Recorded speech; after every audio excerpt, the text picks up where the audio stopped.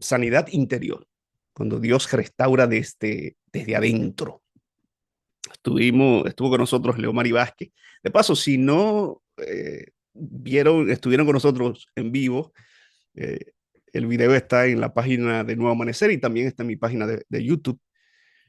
Uh, Tocamos el sufrimiento, el dolor y el trauma. De eso estuvimos hablando la semana pasada. Esta noche vamos a hablar sobre el duelo.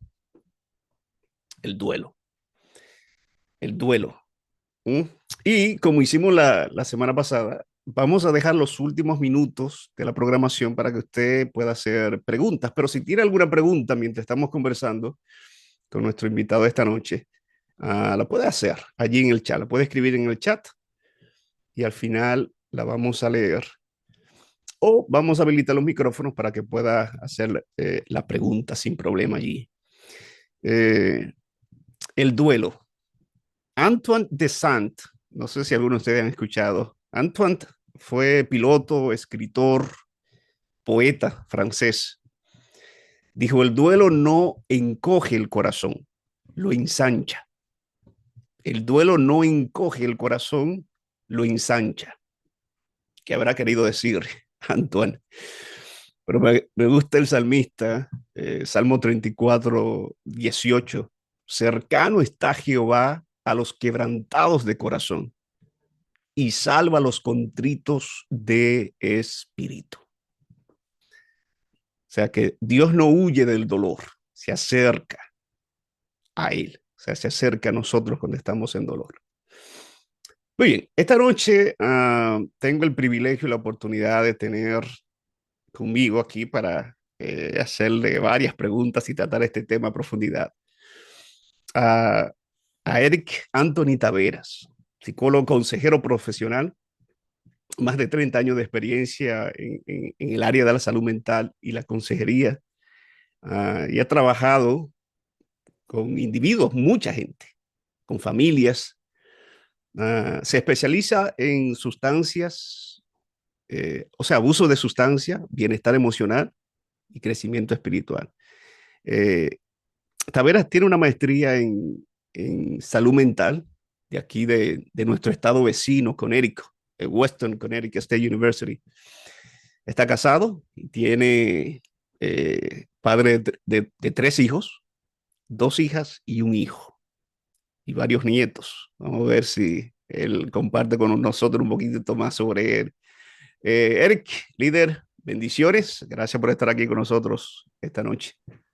Gracias, gracias. Para mí es un honor poder volver a colaborarles a mi estado vecino, Uh -huh. Massachusetts, de donde tengo muchos amigos y colaboradores desde hace muchos años, pastor. Estoy hablando del año 1995. Los 90 por allá. Wow. Qué bueno tenerte con nosotros y tratar este tema sobre el duelo. Gracias por tu tiempo, conectarte con nosotros. Recuerden, familia, al final usted le puede hacer preguntas. La puede escribir allí en el chat o puede eh, habilitar el micrófono al final y hacerla. Eric, vamos a hablar sobre el duelo. Vamos a empezar con eh, ¿qué es el duelo? Y qué no es. Vamos a empezar por ahí. ¿Qué es el duelo? Bueno, a mí me gustaría hablar un poco de la biología y la conexión del sentimiento, Uh -huh. porque duelo es pérdida, sentimiento de pérdida, pero dentro del sentimiento de pérdida hay una definición. ¿Cuáles son los componentes químicos que juegan un papel vital en el dolor? Porque el duelo es una definición muy parecida al dolor, pero más que perder, hay también un componente biológico, o sea, de químico cerebral, que se combinan para completar el, el cuadro, la definición de dolor. Sé que en palabras sencillas, para contestar esa pregunta, el duelo es pérdida y la manifestación de la pérdida pues comprometen aspectos biológicos del cerebro, hablando de neurotransmisores, como también de aspectos emocionales. Ah, hace un tiempo atrás, por los años 1990 y tantos, 60 por allá, 69, una señora muy famosa en el ámbito psicológico clínico, llamada Elizabeth, apellido Kruger, creo que ya me acuerdo el apellido, parte del apellido era Ross. Ella se aproximó a las personas que estaban muriendo, se compadeció de ellos y quiso darle como una especie de proceso para morir. Ella describió pasos, elaboró pasos para que la persona entendiera qué significaba y cómo llegar a la muerte sin mucho dolor emocional, porque físico uno no se lo puede, tú sabes, no se lo puede definitivamente, pero ella entendió que había que preparar a las personas para morir, personas que estaban con enfermedades terminales. Y entonces primero ella dijo, mira, tú vas a pasar por un periodo de negación, para dar una definición, ¿verdad? Un poco social, psicológica. Las personas experimentan negación, no quieren morir, es natural. Luego, dijo ella, tú vas a pasar por una etapa de enojo, donde te vas a preguntar, ¿por qué yo? ¿Por qué mis hijos? ¿Verdad? ¿Por qué fulano? Ese estado de ira es normal. Luego ella habló de la depresión, porque o la aceptación, mejor dicho, porque las personas tienden a terminar resignándose a que tienen que entregar su vida. La depresión viene, la negociación viene y finalmente la persona pasa por esas etapas hasta que se entrega. Pero después de un tiempo, la ciencia médica entendió que eran muy detallados, muy buenos los pasos que ella presentó para ayudar a las personas a morir en paz, por así decirlo. Y entonces comenzaron a aplicar o a definir el duelo desde esa perspectiva. Sin embargo, a mí me gusta siempre involucrar el tema bioquímico. ¿Por qué, por qué se genera tanta pena? La pena, como otras emociones, la alegría, es un complejo, es un compuesto complejo de químicos cerebrales. Y para poder entender el tema de los químicos cerebrales, me gustaría que ustedes se pusieran a pensar, bueno, yo estoy en la oficina y por suerte tengo mi cerebro acá, ¿verdad? Mm, interesante. Sí, pues estoy en la oficina. No sé si se ve bien. ¿Se ve? Sí, se ve.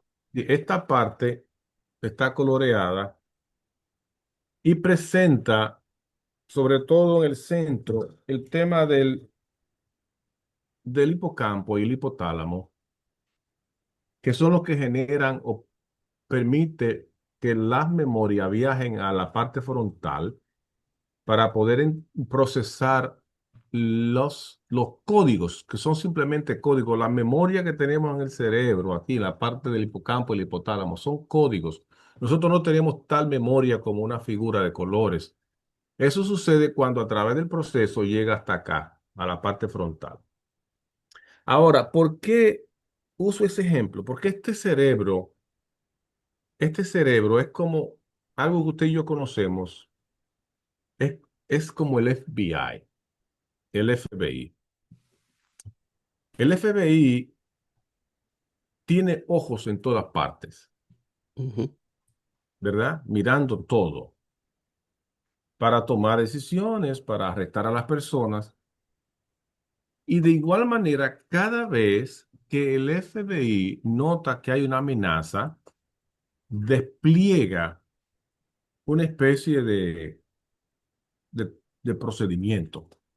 Entonces, de igual manera, cada vez que el cerebro a través del uso de los cinco sentidos entiende que está amenazado porque escucha una mala noticia o una buena noticia. No crean ustedes que las buenas noticias solamente son buenas. No, el cerebro, todas noticias que exigen emociones, pues lo toma como una alerta. Es aquí en la parte frontal donde usted decide si es una buena noticia y estimula el centro de la gratificación para que usted suelte, o podemos decir en inglés, release, los neurotransmisores que van a ayudarlo a procesar la alegría. Cuando usted escucha una mala noticia por los oídos, en esta parte temporal, su cerebro activa el glutamato, que es un componente que forma parte de la materia gris, es como la energía para los neurotransmisores. Y entonces el glutamato de una vez toca las puertas de la adrenalina o de las glándulas suprarrenales para que usted suelte adrenalina, cortisol, buscando protegerse, porque todo esto son intentos de protección. Y cuando eso sucede, entonces, en vez de soltar hormona del placer, usted suelta hormona para manejar el dolor y trabajar las emociones negativas. Finalmente, eso causa que usted tenga más tendencia a sentirse triste porque tiene menos químicos que promueven la alegría, como la endorfina, la serotonina, la melatonina. La misma melatonina que tiene que ver con el sueño ayuda a relajar el sistema nervioso.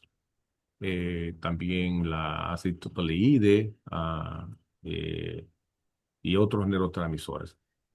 Entonces, cuando usted está en esa posición, para que que esté complicado el tema del duelo, porque es una separación, es una amenaza a usted desconectarse de la vida. Por eso usted tiende a tener tanto estrés,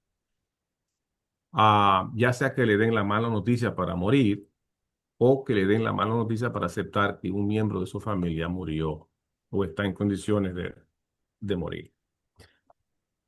Como consecuencia, un aumento de glutamato, que es una respuesta negativa, trae dolores físicos y un decaimiento. Se desarman las arcas, las habitaciones de la alegría. Y entonces usted comienza a tener un rostro pálido, triste, angustiado, y comienza a practicar o a responder ante estímulos de forma adversa, como a isolating yourself, o sea, a apartarse, a, a retraerse, a tener pensamientos catastróficos en su mente, negativos. De modo que este evento de la separación del cuerpo y, y el espíritu es uno de los desafíos más grandes para la ciencia clínica mental. El duelo se experimenta desde tres perspectivas: social, mental y biológica. Es fuerte y se puede parecer también un duelo de la pérdida de un ser querido, se puede parecer también a la pérdida de un trabajo. Te puede más o menos tener una invasión, porque acuérdense que el brain trabaja como el FBI. Una mala noticia no tiene que ser necesariamente de la vida. Usted puede perder el trabajo y reaccionar muy parecido a como si perdió un ser querido. También el rompimiento de una relación amorosa, un divorcio, por ejemplo, puede amenazar su cerebro y usted puede sentir más o menos los mismos efectos de un duelo. E- Es Eso, eso, complicado. eso iba a preguntar, Eric, porque usualmente lo conectamos con la pérdida del duelo de un ser querido o con la muerte, pero también que lo que acabaste de mencionar, hay otros tipos de pérdidas que generan duelo, ¿cierto? Claro, Ya, claro. Bueno, por lo menos la respuesta biológica es la misma, ok. porque envuelve los neurotransmisores que son los ejes de nuestro estado de ánimo. Una desregulación emocional se puede ver en una depresión. Tenemos que a veces dar medicamentos para levantar algunos neurotransmisores en el cerebro porque hay una desregulación química. Eh, ¿Todas las personas duelan igual No, o no? definitivamente que no, no porque el duelo no es un aspecto, no se puede definir como algo, como una escalera lineal. Bueno, escalera en ese sentido inverso, no es una línea, no todo el mundo, no todos pasamos por todas las etapas en el mismo orden. Tú sabes, a veces uno siente que retrocede o salta pasos y eso es totalmente normal. Claro que también tiene que ver con los cinco tipos de, o cuatro tipos de caracteres. Un melancólico te va a procesar el duelo de una forma diferente a un colérico. En un velorio, por ejemplo, para los que son dominicanos, somos Ujú. dominicanos, el colérico siempre es el que va a estar pagando o buscando la caja de muertos. Siempre va a estar al frente. Si es mujer, haciendo el café, bregando con las necesidades, porque él ventila o ella ventila su liderazgo a través del servicio. ¿Ves? Si es familia, si es un tipo alegre, como decimos en inglés, outgoing personality, es un individuo con un temperamento sanguíneo, es el que está también al lado de los deudos, dándole apoyo, dándoles palabras de ánimo. El melancólico generalmente son, como decimos en la Biblia, las plañideras, las que lloran, las que se hacen empatía con los deudos. Y el flemático, que es el individuo callado, en un velorio, por así decirlo, ustedes lo van a ver siempre callado, sin decir media palabra, fijándose en el féretro, pensando todas las cosas que pudieron haber hecho, pero no la verbaliza, y queda callado. Es en términos de caracteres. Aquí hay muchas definiciones con relación al proceso del duelo, pero para que tengan una idea de lo que significa manifestarse en un duelo. ¿Cómo se ve, por ejemplo, el duelo en un niño, a diferencia de un adulto? Bueno, el tema de los niños es interesante porque ellos no tienen una descarga emocional tan grande como un adulto. Un adulto, al recordar más, al tener más memoria, tiende a procesar más la pérdida. Un niño, al tener menos memorias, pues tiene menos espacio para hacer cálculos y arrepentirse de lo que no pudo lograr, de las, de las oportunidades que dejó pasar. Entonces, el adulto tiende a manifestar el duelo más intenso. No es que el niño no sufra, el niño puede responder naturalmente. Es ok, ellos sienten que papá se fue, mamá se fue o mi hermanito no está conmigo, pero también copian mucho porque los muchachos, los niños tienen todavía las neuronas espejo más vívidas. Recuerden que los niños comienzan a hacer balbuceos y sonrisas de acuerdo al toque que tú le haces y a la mueca que tú le haces. Todavía un niño hasta los 12 años tiene las neuronas espejo muy vívidas y tratan de copiar todo lo que ven en su derredor. Y ahí es que viene el hecho de que el programa académico es más intenso en la infancia hasta los 12 años para que el niño pueda aprender. Por eso el niño casi más que nada hace un reflejo de lo que ve en esa etapa cuando pierde un ser querido. Refleja lo que otros están procesando. Llora con ellos, se entristece al ver a mamá, papá llorando y esas cosas. Ya. Eh, ya escuché hace un tiempo alguien que estaba pasando por un duelo y hay una palabra que repetía, bueno, dos, si hubiera, ese si hubiera hecho esto, si hubiera hecho, Ujú, personas que se torturan con ese si hubiera. ujú. Ah, ¿qué hacemos con la culpa del si hubiera? Bueno, lo que usted acaba de mencionar está en la etapa de la negociación. Recuerde que le mencioné 5 etapas Ujú. anteriormente. Es muy común escuchar a las personas en esa etapa de la falsa esperanza. Tú sabes, intentamos hacer un trato con nuestra mente, o con Dios, o con una entidad superior, ¿verdad? Para evitar la pérdida. Ujú, Es un mecanismo de defensa. Recuerden, no sé si la palabra es familiar para algunos acá, pero los mecanismos de defensa son estrategias mentales que el mismo cerebro ejecuta conectado con tu ínsula. Ahí se programan ideas y conceptos que a veces no se procesan en la parte frontal, sino que son instintos de supervivencia que se colocan en una posición para darte instrumentación de manejo de dificultades, como es la pérdida de un ser querido. O sea, quizás tú no te das cuenta, pero es el cerebro intentando ayudarte y te lanza ideas como por ejemplo la que usted acaba de mencionar, o por ejemplo puede decir si tan solo hubiera hecho esto. ujú. ¿Verdad? En el caso de los que están enfermos, un mecanismo de defensa muy común es decir, bueno, prometo ser mejor persona si se cura mi hija o mi hijo. Pero son mecanismos de defensa. Y naturalmente la función es un intento desesperado de recuperar el control sobre una situación que es irreversible, desafortunadamente. Esos procesos que mencionaste, que nosotros escuchamos, negación, enojo, ¿eso es normal en un duelo? Es normal, Muy es bien. normal. Finalmente viene incluso la misma aceptación que es el paso final, según Ujú, Elizabeth, donde la persona dice, ok, yo tengo que aprender a aceptar mi realidad. ya. ¿Ves? Mi realidad es la que no, ya se perdió.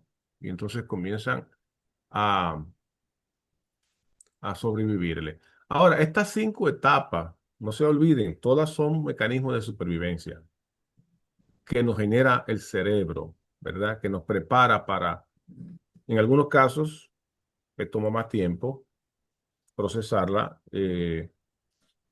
Hay personas que escalan, y creo que es saludable decir esto acá, que escalan a situaciones de mayor conflicto y crean un síndrome. Un ejemplo número uno, una joven una vez, bueno, no, estudiamos ese caso en la universidad. El esposo se fue a la guerra y murió cuando le dan la noticia y le entregan el uniforme dobladito y todo. Ella simplemente se cerró y se quedó en la etapa de la negación. En 2 años de negación, ella lavaba la ropa del difunto, la preparaba, la colocaba, le cocinaba. Ella hizo una sublimación, ella volvió otra vez a la etapa inicial, como un mecanismo de defensa para evitar el dolor y el sufrimiento. Hasta que a través de un proceso de terapia ella fue llegando a la etapa de la aceptación. O sea que no es fácil, no es tan fácil, no todo el mundo responde igual. So, ahí ese punto es muy importante.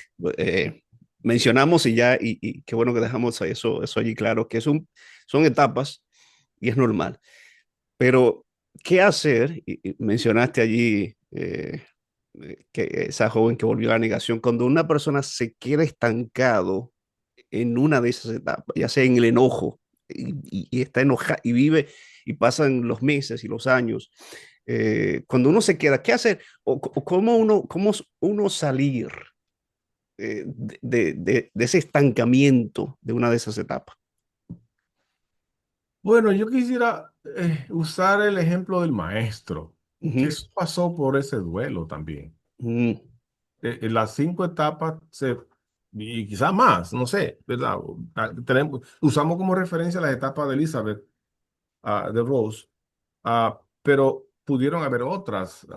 Jesús pasó por la etapa de la ira y ustedes notan cuando él se puso de pie y dijo, pero en su necesidad de apoyo, dijo, pero yo he estado sufriendo y ustedes están durmiendo, ni siquiera han podido velar conmigo una hora. Reclamó. a sus amigos, le pidió que estuvieran con él. Ah, esa etapa viene cuando se desvanece la, la negación. Entonces es importante notar eso, que se desvanece la negación, entonces el dolor emerge con fuerza, con intensidad. Esa emoción surge con fuerza, pero a menudo se disfraza de ira. Sentimiento de, como por ejemplo, ¿por qué? ¿Por qué yo? ¿Por, ¿Y quién tiene la culpa? Entonces comenzamos a proyectar, a buscar objetivos. El médico, ese médico, los familiares, el descuido, Dios, finalmente. O incluso hacia la persona que se ha ido. Decimos, es que ese muchacho no debió haber estado ahí. ¿Ves? Entonces es una forma de canalizar la frustración por falta de control. Recuerda, son mecanismos de defensa. Y como te dije hace un ratito, hay factores ambientales, sociales, familiares que contribuyen a que la persona no pase de una etapa a otra. Ahora, ¿qué hacer? Muy buena pregunta. Y si a usted le toca estar como consejero religioso, ¿verdad? Le toca esa oportunidad. Usted no reinforce o no sobrealimente la ira del dolido. Simplemente quédese allí con esa persona y si quiere expresar algunas frases, puede decirle sencillamente, mira María, yo estoy contigo acá. Lo importante es que yo estoy contigo acá, para enfatizar el aquí y ahora, para ir sacándolo un poco de su realidad, que es un mecanismo de defensa falso. ¿Ves? Es un ejemplo. Mira, Juan, yo estoy aquí contigo y voy a ayudarte a satisfacer tus necesidades. Ahora, ¿qué tú necesitas? Para que la persona pueda venir o tú lo traes de allá al aquí y ahora. Estoy aquí contigo. Mírame a los ojos. Tú no estás solo. ¿Ves? Palabras en un contexto de realidad. ¿Qué tú necesitas? Y así la persona se da cuenta de que tiene una sociedad a la cual atender. ¿Verdad? Eh, Quisiera traer en esa misma dirección un caso de un señor. Él perdió a su esposa, más de 40 años de casado. Su esposa le recortaba el pelo, eh, muchos años. Ella murió y él, pasan los años y él no permite que nadie le corte el pelo. Empieza a crecerle en su habitación, tiene todavía la ropa de ella. Estamos hablando 2 años después de partir. Foto, o sea, la habitación está en condición igualita como ella la dejó estando en vida. Eso, eh, no sé cómo me pregunto, eso es sano. ¿Eso es sano? ¿O qué está pasando allí por la mente de él al atravesar por esa pérdida?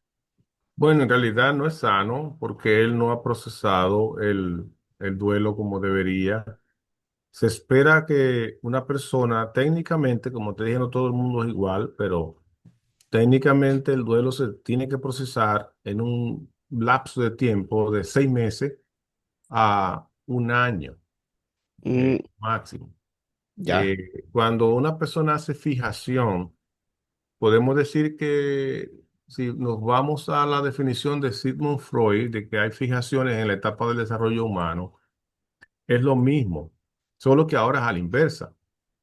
Una fijación en la etapa del desarrollo humano es cuando un niño de 5 o 6 años eh, enfrenta una situación desastrosa, puede ser la muerte de un ser querido, que era su soporte, puede ser una tragedia social, ambiental, o una violación. Entonces, el niño, como un mecanismo de defensa, se queda en la edad cronológica que tiene.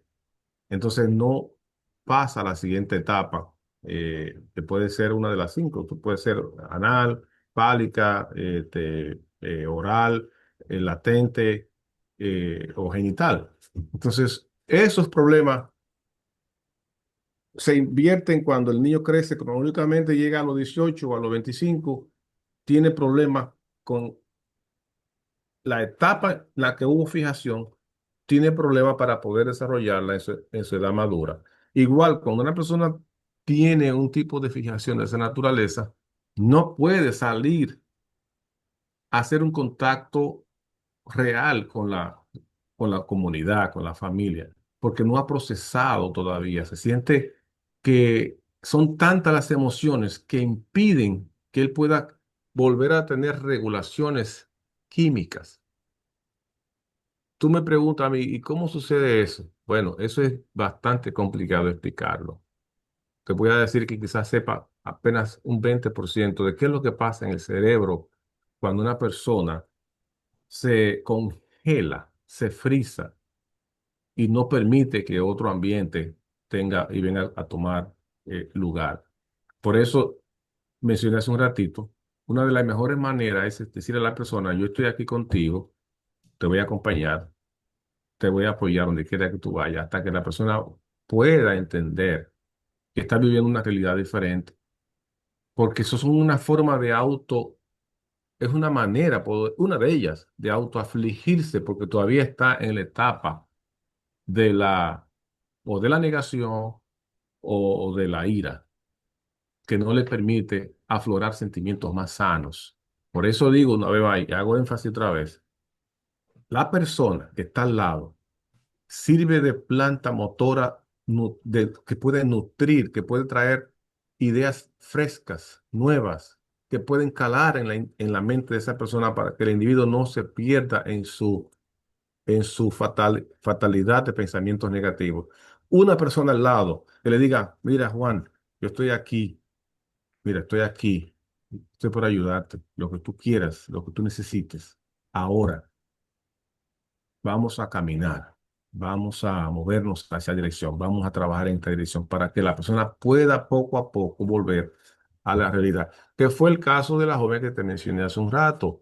La señora no quería salir de esa negación y tuvo que ser llevada al paso que ella permitió, a la velocidad que ella permitió, a tocar la realidad. Por ejemplo, ¿qué se hizo con ella? Se le preguntó, ¿puede traer la ropa de tu esposo? Sí, claro. Y se llevó a una posición de terapia cognitiva. Se le preguntó, ¿qué quieres hacer con la ropa? ¿Ve? Ella se puso a pensar. Se le exigió que le diera curso a sus pensamientos. ¿Qué quieres hacer con la ropa? Entonces se vio ella que no tenía a quién ponerle la ropa. Entonces Mm. se le fue presentando otro escenario. ¿Puede cocinar? Sí. ¿Para quién va a cocinar? Para tu esposo. Ok. Bueno, cocinó para su esposo, le puso la comida en la mesa. Se dejó la comida en la mesa. Pasaron 3, 4 horas, 5 horas al día siguiente. ¿Y qué vas a hacer con la comida de tu esposo? Pasaron 12 horas, ¿viste? Se quedó allí. Él no está.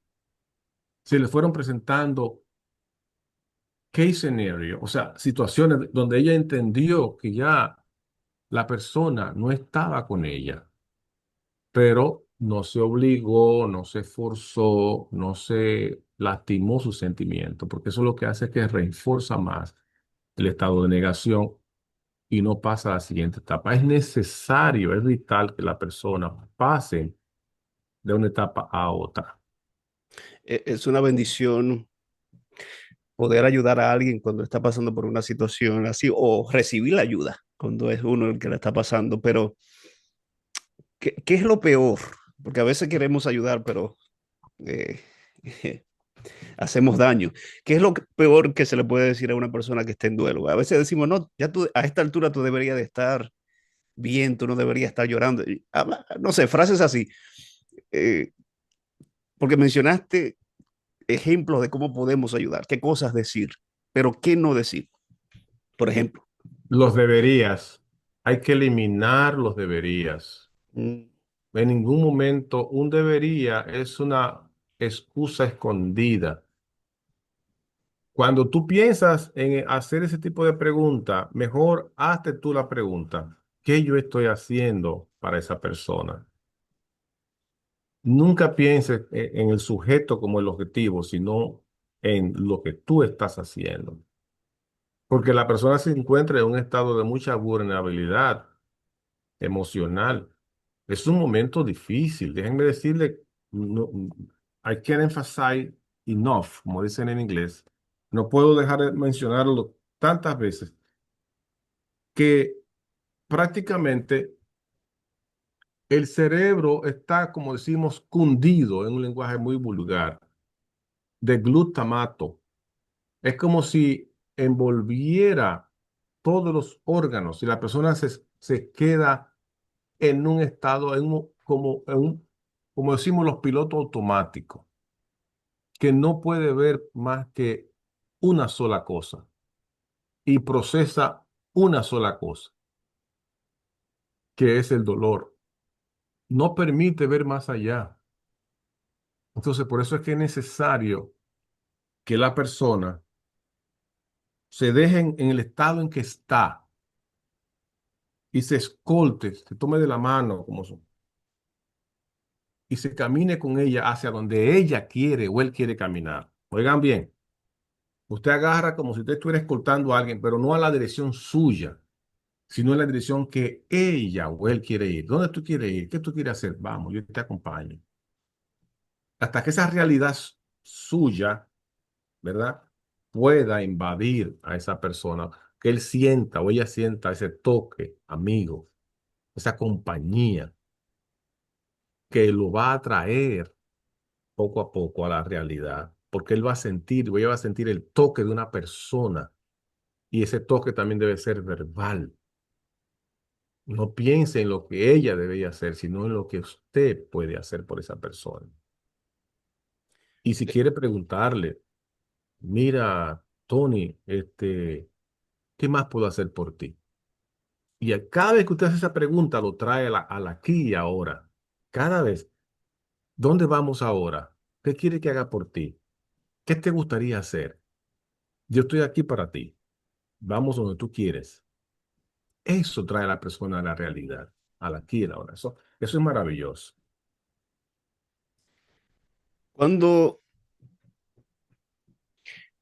cuando yo sé que tengo que buscar ayuda profesional eh, o, o, o recomendarla. Por ejemplo, si yo, un amigo está pasando por un duelo y yo estoy presente, ¿verdad? Es el énfasis que estamos haciendo, el estar presente, qué puedo hacer por ti, qué necesidad puedo suplir. Pero llega un punto en el que si la persona se estanca, como hemos estado mencionando, pues necesita una ayuda profesional. ¿Cómo saber cuando la persona, ya sea la persona, mi prójimo o yo, necesito esa ayuda profesional? Muy buena pregunta, Pastor. Eh, Primero,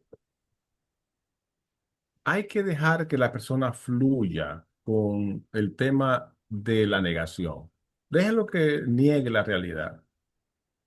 Déjelo que niegue incluso o que se moleste.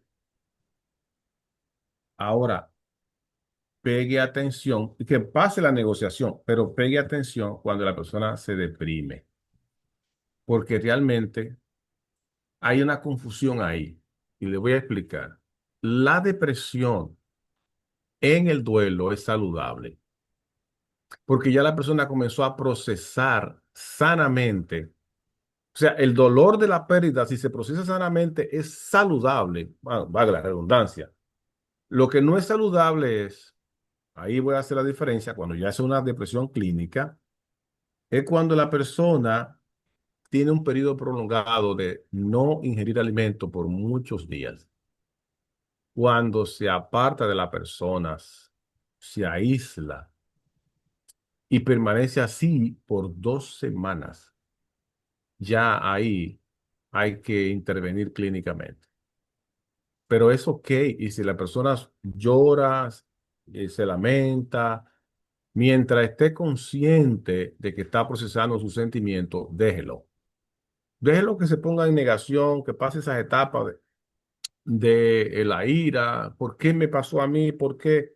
Y cuando comience a manifestar esa negociación, usted prepárese para la próxima, que es la depresión del duelo, no una depresión clínica. O sea, no se puede confundir la depresión clínica con la depresión del duelo. Cuando el duelo se procesa saludable y la persona comienza a llorar, apóyelo. Cuando comience a alejarse de los demás, a no comer, a no querer bañarse, a incluso hablar de que yo debería estar muerto, Ujú. ya entonces, si pasaron 2 semanas, usted debería entonces recomendarle a los familiares que busquen una asistencia profesional porque ya entró en una depresión clínica. Ya.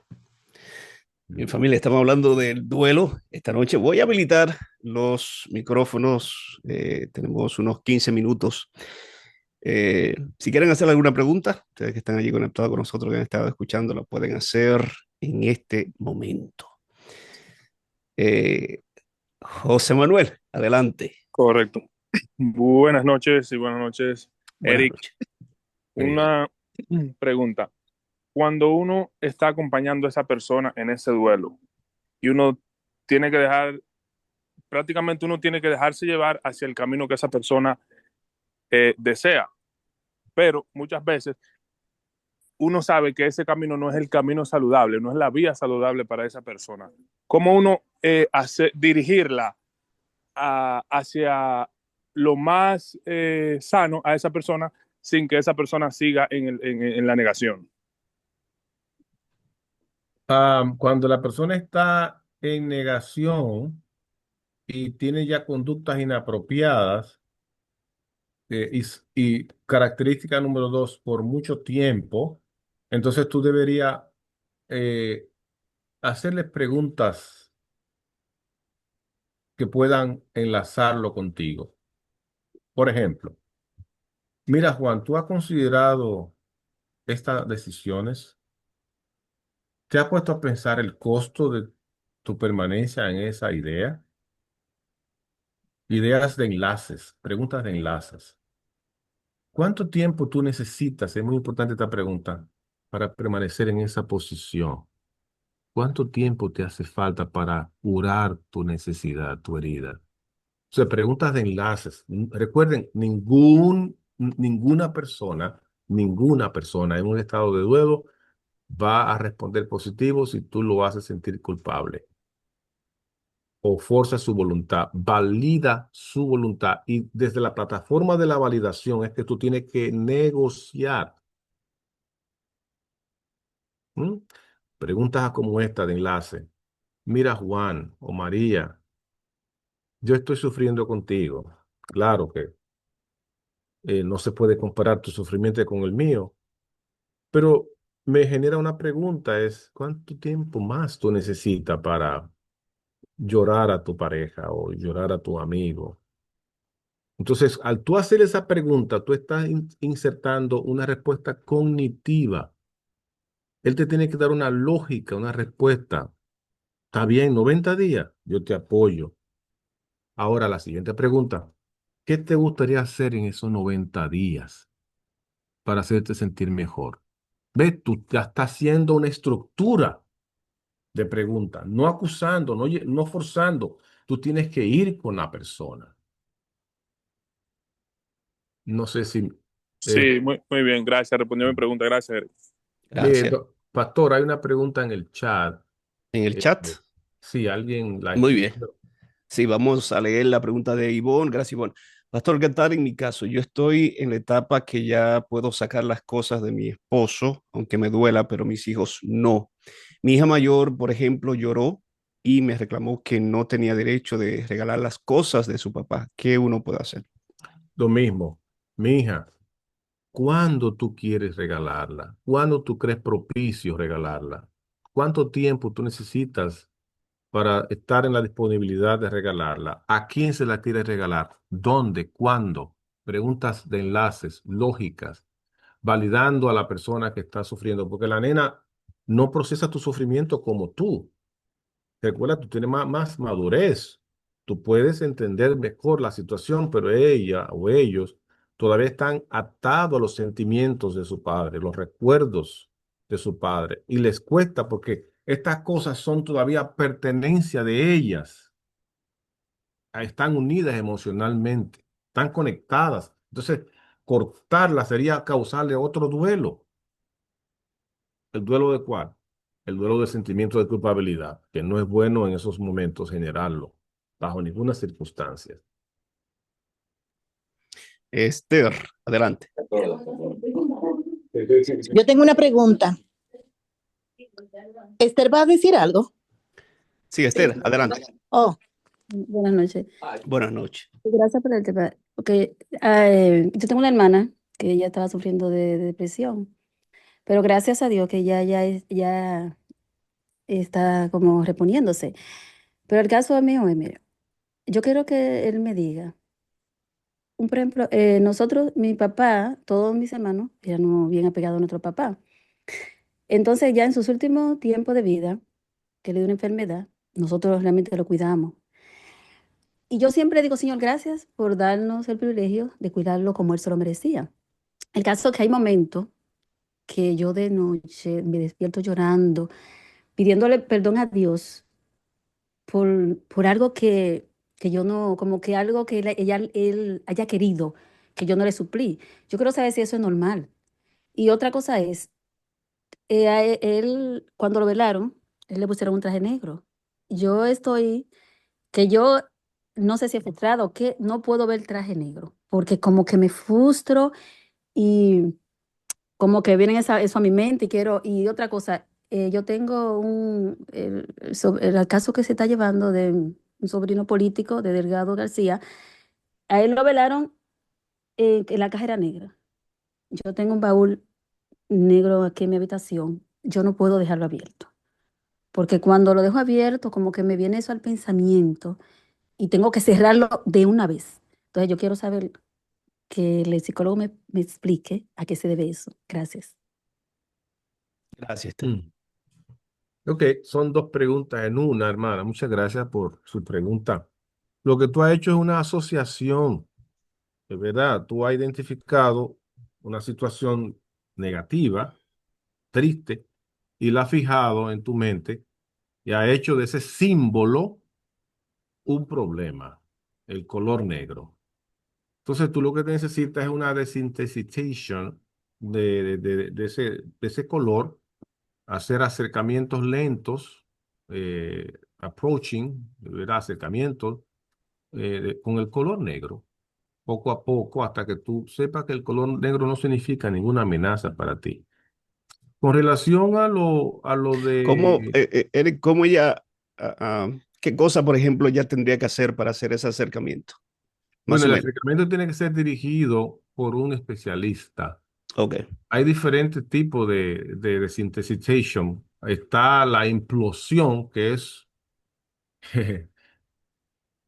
yo meterte a un cuarto negro y tirarte ropa negra encima hasta que tú respondas. Son diferentes estados, ¿verdad? Porque Ujú. puede ser implosión para que tú dejes de tenerle miedo a los color negro, pero yo conozco y he tenido casos de personas que han sido, se han hecho obsesivos con ropas interiores de mujer y hemos tenido que bañarlo con ropas interiores de mujer hasta que el hombre se le quitó esa obsesividad. Entonces, esa es una de ellas, pero el acercamiento, como otros, eh, ac- acercamientos paulatinos, tiene que ser dirigido con un especialista en el caso de nosotros, porque tenemos que ir midiendo una serie de aceptaciones y no generar otro tipo de desorden.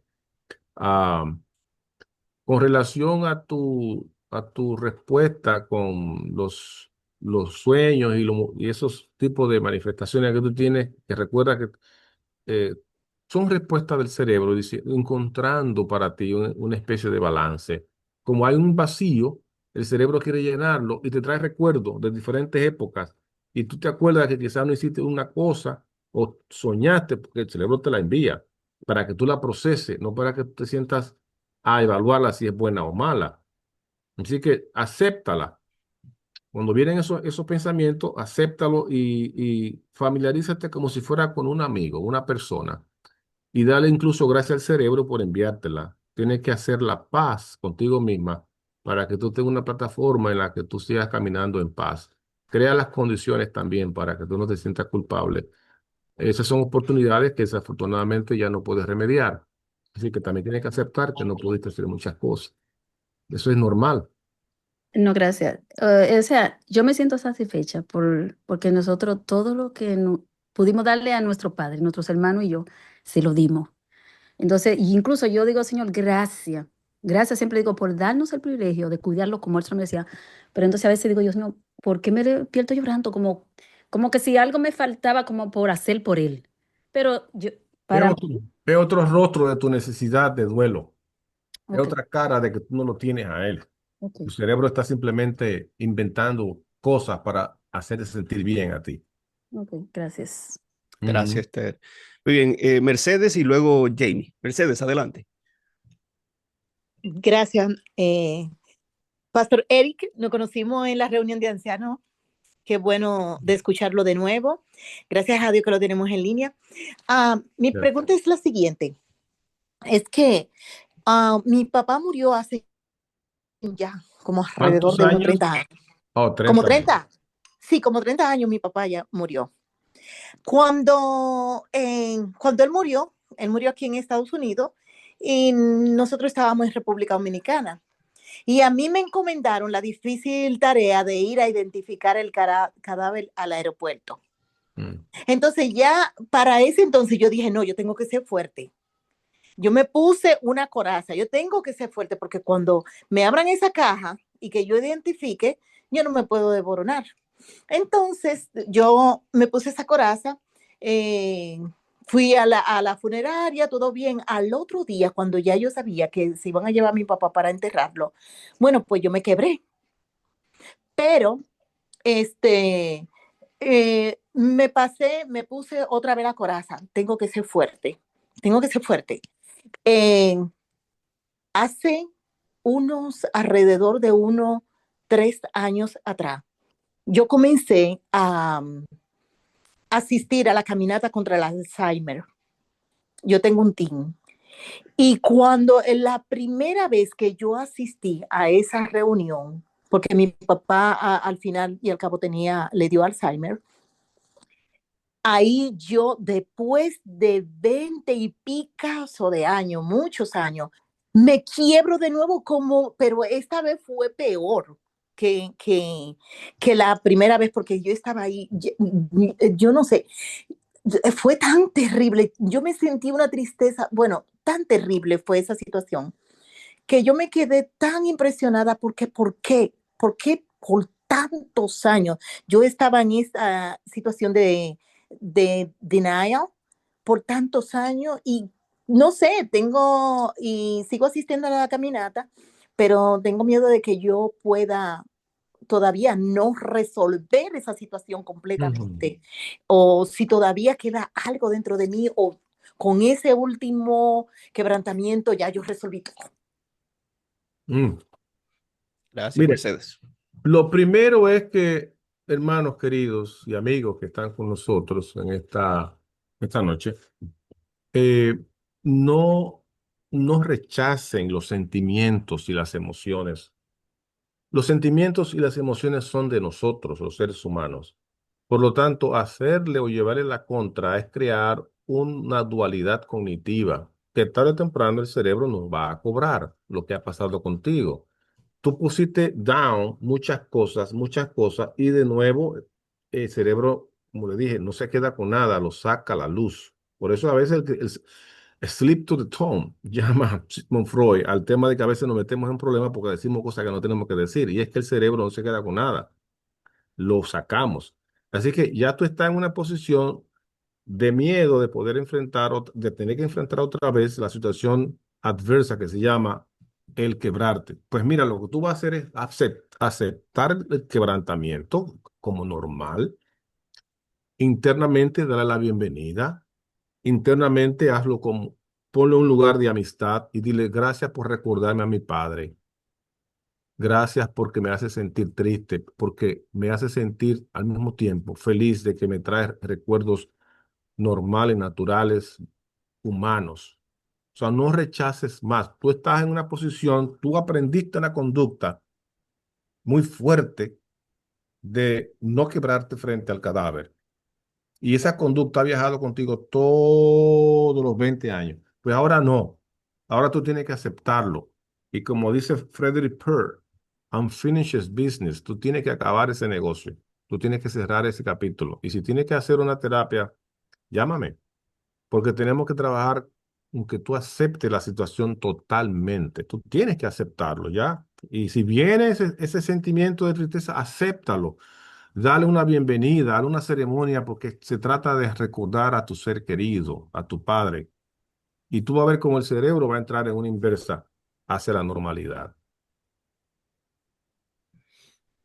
Jamie, adelante. Gracias, buenas noches. Buenas noches. En pandemia, en el año 21, el papá de mi sobrino, que era mi cuñado, falleció por COVID. El niño tenía en esos momentos 9 años y yo no estaba allá en Colombia, yo estaba aquí. Em, Traté en lo posible de estar lo más presente, sobre todo en el niño que era el menor. Él no pudo ir al cementerio, no pudo, digamos que en esa etapa, ¿verdad? Porque era en plena pandemia y además la edad de él le impidió ir al cementerio y él fue a la tumba de su papá mucho tiempo después. Pero yo siento, ya él tiene 13, 14 años casi, que él se ha guardado todo eso. O sea, él en sí, su personalidad en sí es solitaria. O sea, él tiene muchos amigos, es muy social, está en los clubes de conquistadores, etcétera, pero aún así él es un niño ya muchacho callado. Eh, Tengo, y esta es mi pregunta, tengo cierto temor, porque él está entrando a la adolescencia, em, que todo eso que de pronto él haya tenido reprimido explote en algún momento. Mi hermana se casó después de varios años, hay una figura paterna en la casa y él ve al esposo de mi hermana como esa figura, pero evidentemente no es su papá. Y yo sé que él, en la medida que puede, se guarda todos esos sentimientos. Entonces tengo cierto temor y no sé si eso es posible, o sea, yo que estoy como paranoica de ver cómo está entrando en esta etapa, que ya se ven los rasgos ay, déjame, mamá, cosas así no es rebeldía, pero sí de su adolescencia en sí, de pronto, no sé, explote de alguna manera el hecho de que él no haya procesado quizá de buena manera la pérdida de su papá. Hay que hacer una ceremonia de réplica en el niño. El niño tiene que enterrar a su papá. Él tiene que participar, él tiene que pasar por ese mourning, con ese duelo. Él tiene que experimentarlo. Y lo mismo que le dije a la joven anterior, aplica para el niño. Esos negocios no terminados tienen que llenarse. Esos espacios vacíos hay que llenarlo. Am, Se puede hacer la terapia de la silla vacía, que es donde el niño se despide de su papá a una silla vacía. O también se puede arreglar una ceremonia donde se doble una ropa del padre o algo y se hace un simulacro de despedida. Él tiene que despedir a su padre formalmente, aunque se organice algo en la casa o en la iglesia con el pastor. Y eso lo va a ayudar mucho a darle cierre final a esa experiencia, a ese sentimiento. Con relación a él tiene 12 años, dijiste. Él tiene 13, sí, Ya. 13 años. Pues ya Y a esa edad, fue cuando él tenía 9. 9, sí. Y él es un niño normal, tú dices, está en la conquistadora y Perfectamente normal, en su escuela normal, en el club muy activo, eso sí, yeah. pero eso es lo que a veces siento, que de pronto él sí está No. expresando eso, pero quizá por dentro no haya Mm, cerrado ese ciclo. Él pasó una edad muy crítica, que es los 12. Ahora, Ujú, las tentaciones y el cambio ujú, orgánico, hormonal, es lo que sí puede dar un poco de crisis porque es normal. Un niño a esa edad, o una niña también, desarrolla una serie de características de fenotipos y de biológicos que ujú, lo van a sacar. Eso tú lo puedes estar seguro, que lo van a sacar a pensar y ver las cosas de otra perspectiva, porque ahí tú tienes que aplicar la teoría de Lawrence Colbert, donde la mente comienza a pensar más universal, donde hay más ujú. ética, más moralidad. Entonces, esos desafíos van a venir. Ahora, con relación al tema del papá, yo creo, me parece que él ya lo superó. Ahora, no cae de más una una presentación, una ceremonia de despedida para el niño. Gracias, gracias, pastor. Ujú. Gracias, Jamie. Muy bien, ya se nos acabó el tiempo. Una última pregunta, Lourdes, y ya con Lourdes cerramos. Lourdes, adelante. Buenas noches. Buenas noches. Buenas noches.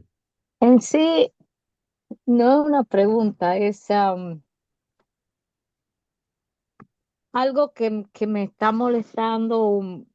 Yo siento que, bueno, mi esposo falleció hace un año, algo, unos meses. Ujú. Em, Dos cosas yo siento, por ejemplo, el día que murió en el hospital, me hicieron salir tan rápido de ahí. Alguien, o tiene que ir al banco, tiene que hacer esto, como que yo sentí que me bloqueó, como que si no me despedí realmente, pero ya estaba muerto. Yo lo entiendo eso, porque que ya estaba muerto, pero siento como que fue algo muy rápido. Yo vine a reaccionar hasta la tarde.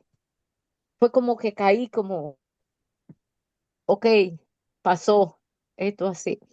Entonces, yo siento como que después de eso, yo ya no soy la misma.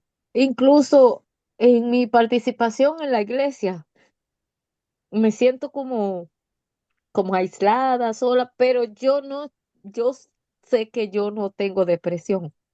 Yo me, I don't know, yo no sé ni cómo explicar, pero es un sentimiento que tengo como así, que me siento como aislada, sola, no Ujú. sé, Y entonces tú quieres saber por qué te sientes así. quizás sí. Ok, bueno, tú perdiste, hay un vacío en tu alma, en tu interior, en tu pensamiento. En cierta forma, tú estás todavía en el proceso del duelo, porque tú sientes un desbalance. Tú lo que tienes que notar, entender en qué etapa del duelo tú estás para que te mueva a las siguientes etapas. Me parece que todavía, me parece, ¿cuánto tiempo hace que él murió?